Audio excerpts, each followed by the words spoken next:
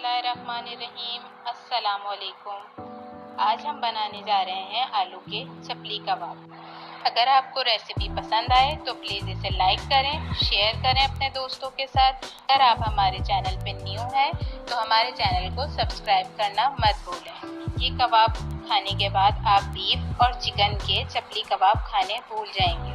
तो चलें स्टार्ट करते हैं। मैंने 5 से 6 अदद आलू लिए हैं। इन आलू को छीलने के बाद अब हम इन्हें कद्दूकश करेंगे। तो इस तरह से हम सारे आलू कद्दूकश कर लेंगे। कद्दूकश करने के बाद हम इसके अंदर बिल्कुल ठंडा यख पानी डालेंगे। पानी डालने के बाद हम हाथ की मदद से इसको अच्छी तरह से मिक्स करेंगे। मिक्स करने के बाद हम इसको तकरीबन 3 से 4 मिनट के लिए इसके अंदर छोड़ देंगे। अब हम एक छन्नी लेंगे। छलनी में हम ये सारे आलू डाल के और इसका पानी हम निकाल देंगे। ये अमल आप कपड़े की मदद से भी कर सकते हैं।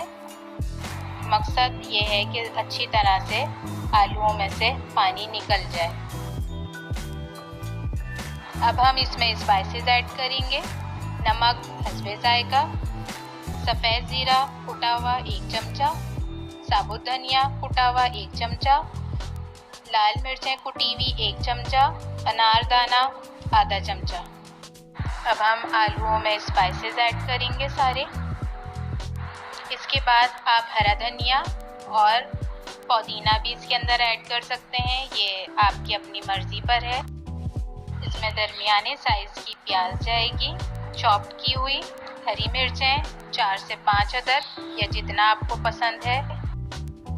अब इसके अंदर हमने आधा कप मैदा ऐड किया है। अब इसको मैं अच्छी तरह से मिक्स करने के बाद देखूंगी, अगर मुझे और नीड हुई मैदा ऐड करने की तो हम इसके अंदर 3 से 4 चमचे और मैदा ऐड कर सकते हैं। आलूओं में क्योंकि मॉइस्चर होता है, बहुत ज़्यादा जो है वो नमी छोड़ देते हैं नमक डलते ही, इस वजह से आप देख लीजिएगा। अगर आपको लगे कि आलू अभी भी हैं तो हम इसके अंदर मैदा ऐड कर सकते हैं। इसको अच्छी तरह से मिक्स करेंगे। अब एक दरमियाने साइज़ का टमाटर लेके उसको राउंड शेप में थोड़ा मोटा हम काट लेंगे। ये हम अपने आलूओं के चपली कबाब पे ऊपर लगाएंगे।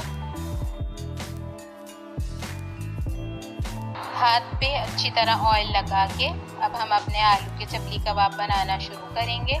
जिस तरह आप बीफ के और चिकन के चपली कबाब बनाते हैं उसी शेप में हम अपने चपली कबाब बनाएंगे।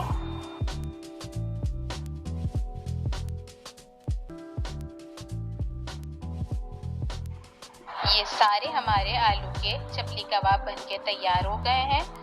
अब हम इनको शैलो फ्राई करेंगे। एक फ्राई पैन में हमने घी लिया है या ऑयल, या आपकी अपनी मर्ज़ी है, और हम इसको स्लो आंच पे पकाएंगे।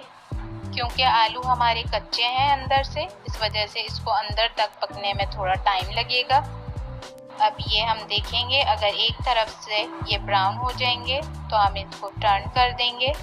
ऐसा बिल्कुल भी नहीं है कि इसके अंदर अंडा नहीं है तो ये टूट जाए या ये बिखर जाए ऑयल में।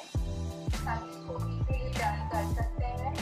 इसको दोनों तरफ से लाइट ब्राउन या जैसा आपको ब्राउन पसंद है वैसा कर लीजिए। मुझे थोड़ा डार्क ब्राउन पसंद है, इसलिए मैंने थोड़ा डार्क ब्राउन किया है। ये रेसिपी बहुत आसान है। अगर अचानक आपके घर मेहमान आ जाए तो भी आप इसको बहुत इजीली बना सकते हैं। इवन के बच्चों की लंच बॉक्स में भी दिया जा सकता है। अब हम इसको टेस्ट करेंगे। ये बहुत ही क्रिस्पी और मज़ेदार बने हैं। इस बार आप